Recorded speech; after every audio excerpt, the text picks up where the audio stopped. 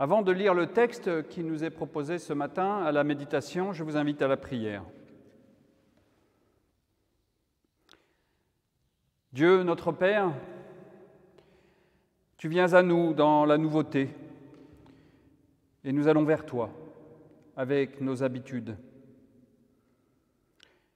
Tu viens à nous dans la vérité et nous allons vers toi avec nos illusions. Donne-nous, Seigneur, la joie de découvrir ton chemin. Il nous conduit vers toi pour vivre l'amour qui défie les siècles. Amen. Pour ce matin, il nous est proposé à notre méditation un texte dans le livre des Proverbes. Je vous invite donc à écouter dans le livre des Proverbes, le chapitre 31, les versets 10 à 31. Qui trouvera une femme de valeur? Son prix dépasse de loin celui des coraux.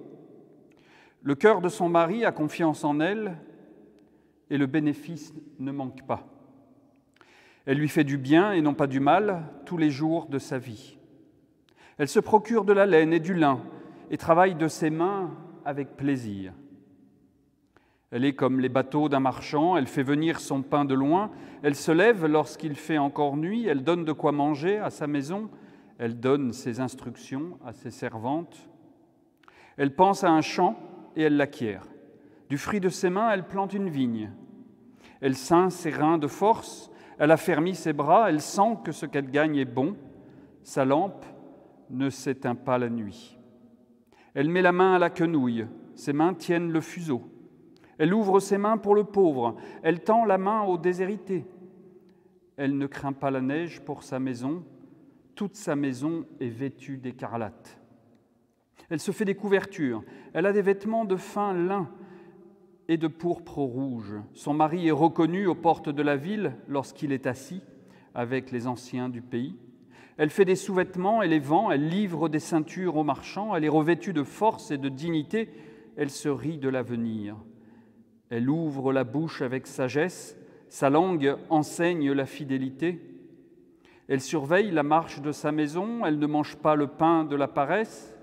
Ses fils se lèvent, il la déclare heureuse, son mari se lève, il la loue. Beaucoup de filles ont montré leur valeur, mais toi, tu les surpasses toutes. La grâce est trompeuse et la beauté futile. La femme qui craint le Seigneur, voilà celle qui sera louée. Donnez-lui du fruit de ses mains, qu'aux portes de la ville, ses œuvres la louent. Seigneur, ta parole est une lampe à mes pieds, une lumière sur mon sentier. Amen.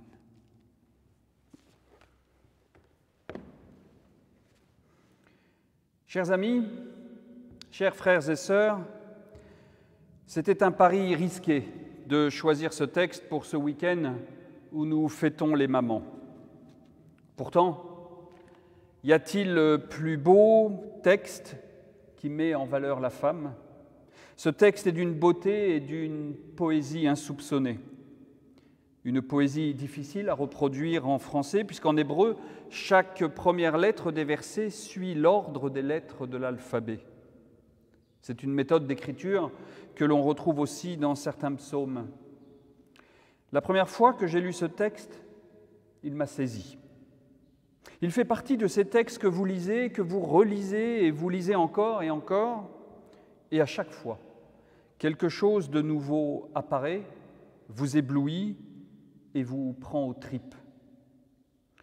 Vous y découvrez à chaque fois les détails d'une richesse incroyable, d'une force inouïe et pourtant inattendue. Et j'ai même envie de prendre un autre risque indéfendable, celui de faire un anachronisme. Je dirais que ce texte est profondément évangélique et protestant, car il proclame haut et fort la crainte de Dieu au sens d'une expérience spirituelle qui vous fait tressaillir et qui fait que nous nous émerveillons devant cette création qui est face à nous. Vous savez, C'est ce même tressaillement que vit Élisabeth lorsqu'elle découvre que sa cousine Marie attend un enfant. Mais ceci n'est possible qu'à une seule condition. Ne nous trompons pas de lecture. Parce que ce texte fait aussi partie de ceux qui sont utilisés pour faire dire à la Bible ce qu'elle ne dit pas et ce qu'elle n'a jamais dit. Et au lieu de libérer, ce texte peut aussi enfermer, faire souffrir, enchaîner. Comme d'autres textes bibliques qui sont utilisés pour justifier le racisme, comme d'autres textes bibliques qui sont utilisés pour justifier la peine de mort, et j'en passe, ce texte a été utilisé pour enfermer des jeunes filles et des femmes dans des rôles impossibles.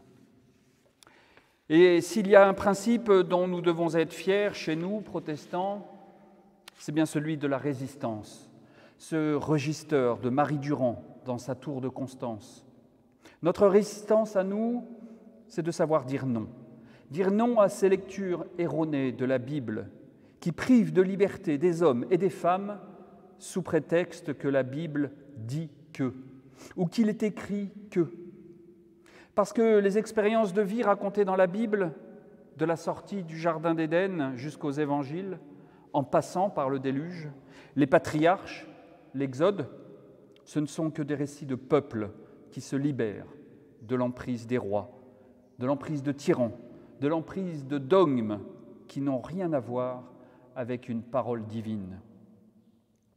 En 1982, il n'y a donc pas si longtemps, un livre était publié et commentait cette fin du livre des Proverbes en disant, et je cite le résumé du livre, « La femme de Proverbe 31 vous enseignera comment vivre une vie heureuse, productive et équilibrée.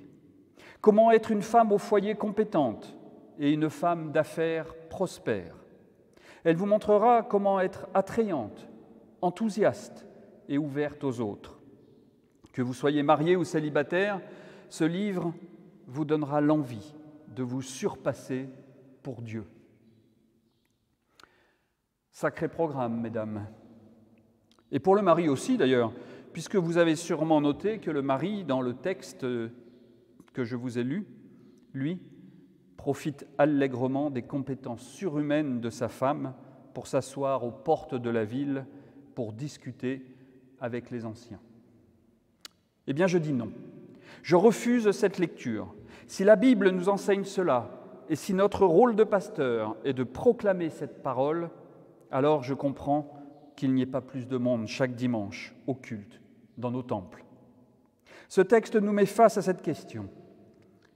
Que faisons-nous de la Bible ? Est-ce que nous la brandissons comme une arme en affirmant que ce qui est écrit dedans est la parole de Dieu et rien d'autre ? Depuis qu'un président américain a utilisé la Bible comme un étendard l'année dernière, ce sujet a été largement abordé. Et heureusement, de nombreuses voix se sont élevées pour dire non.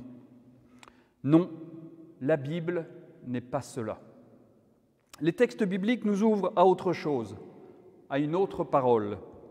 Si le texte biblique ne nous aide pas à proclamer une parole de vie ou une parole de liberté, une parole d'espérance, si la lecture du texte biblique ne fait pas naître en nous la parole de Dieu, au sens d'une parole qui porte notre vie à son point d'incandescence, alors cela veut dire que nous nous trompons de lecture, soit le texte biblique est devenu inaudible.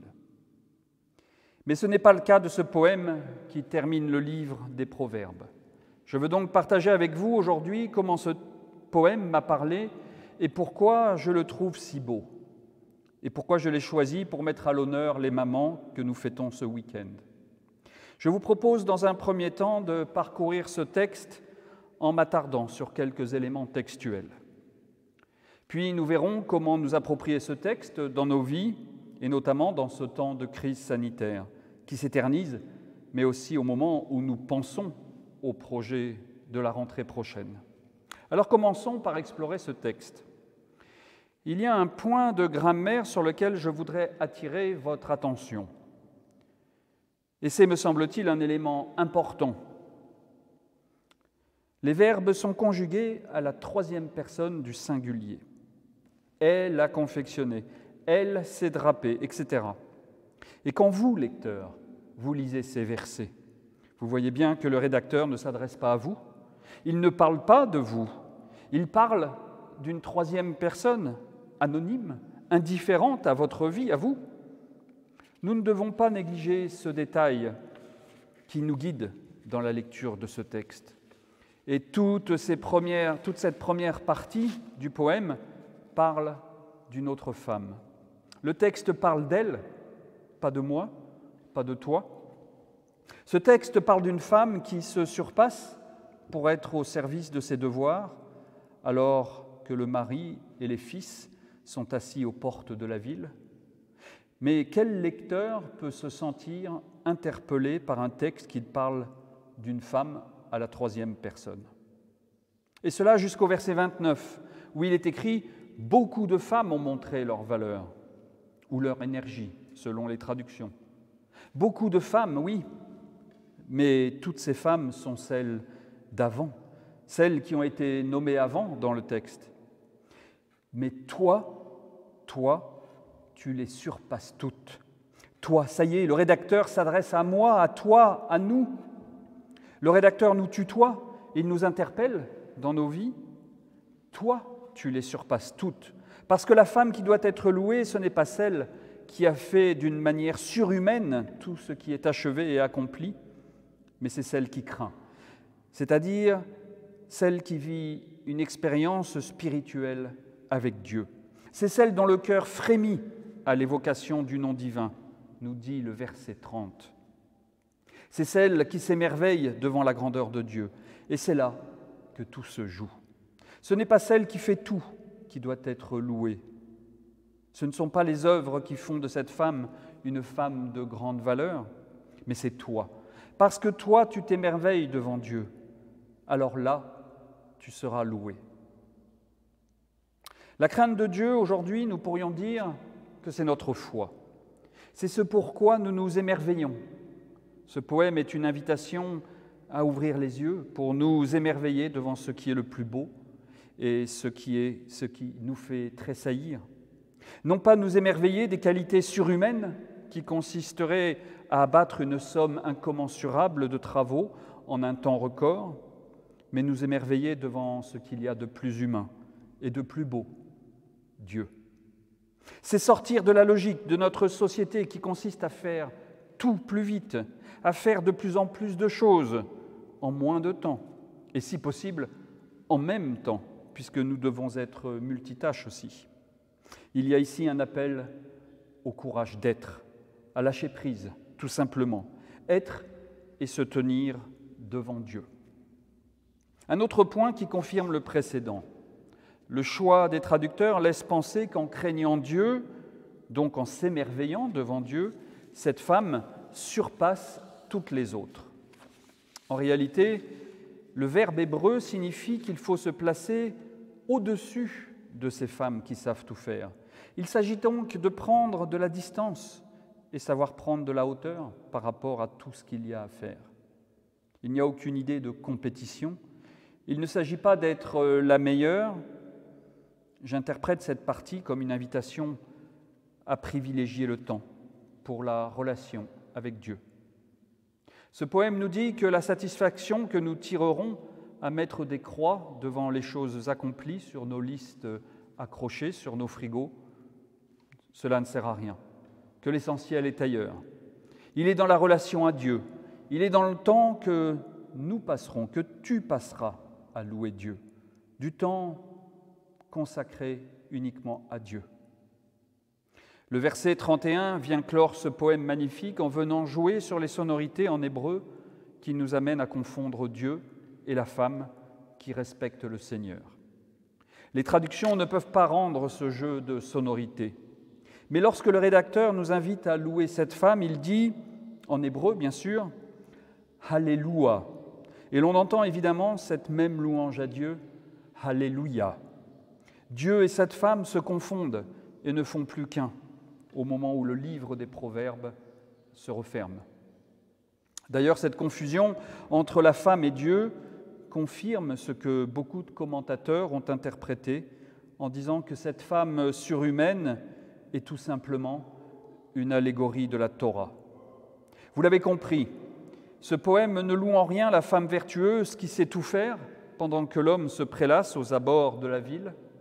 Au contraire même, je pense que l'auteur pose un regard plutôt ironique en se moquant du charme décevant et de la beauté éphémère. Et la moquerie va même jusqu'à la scène qui décrit le fils et le mari qui se lèvent, donc ils étaient tous assis et ne devaient pas faire grand-chose. Ils se lèvent pour la louer. Alors, me direz-vous, comment devons-nous nous approprier ce texte aujourd'hui? Vous l'avez compris, utiliser ce texte pour enfermer des femmes dans un rôle est contraire au sens même du texte qui appelle à s'émerveiller devant Dieu. Bien sûr que je ne peux pas faire abstraction du contexte culturel de l'ancienne société moyen-orientale dans lequel ce livre a été écrit. Bien sûr que je n'oublie pas que de grands commentateurs comme Rachi ont fait une lecture allégorique de ce passage en disant que la femme est une figure allégorique de la Torah. D'autres pensent que cette femme est une figure allégorique de la sagesse personnifiée du début du livre des Proverbes. Mais ce poème me parle autrement et m'amène maintenant sur un autre terrain. Ce texte attire mon attention sur l'importance de faire rentrer de la théologie dans les événements, dans les rencontres avec d'autres églises, les visites, de tout ce qui se vit ici et ailleurs, tout simplement dans la vie. À quoi servirait une théologie qui répondrait à des questions que personne ne se pose? Dans nos activités d'église, il n'est pas question seulement d'organiser des événements pour le plaisir de faire et remplir un agenda. Par contre, il me semble urgent, dans ce contexte de crise sanitaire, mais aussi au-delà, de faire rentrer la théologie dans le quotidien de chacun d'entre nous, injecter du divin dans nos vies. Parce que la théologie permet de montrer que le texte biblique apporte des réponses à des interrogations existentielles. Et c'est seulement à ce prix que nous porterons nos vies à leur point d'incandescence. Alors que chacun d'entre nous avons repris petit à petit nos plannings d'avant le confinement, nos églises pensent déjà aux activités de septembre. Mais si nous sommes église, il est nécessaire de se demander quelle place nous faisons à la spiritualité dans nos vies d'église. Quelle place laissons-nous à l'émerveillement de Dieu dans nos activités et dans nos vies? Quelle place laissons-nous dans nos agendas pour nous laisser nous interroger par une parole venue des profondeurs de nous-mêmes et qui ne demande qu'à être entendue? C'est cela que m'inspire cette femme de Proverbe 31. Une spiritualité pour faire advenir la vie par l'amour et rendre le monde meilleur, moins inquiet. De la même manière, nos églises, toutes tendances confondues, doivent aussi répondre à l'appel à aimer et à servir les créatures de Dieu. C'est le sens aussi de l'échange de chair que nous avons réalisé ce week-end au sein de la Fédération protestante de France et du pôle de cette fédération, le pôle Cévennes. C'est l'appel qui nous est lancé, à nous tous, dans nos vies, ce matin et tous les jours de notre vie. Amen.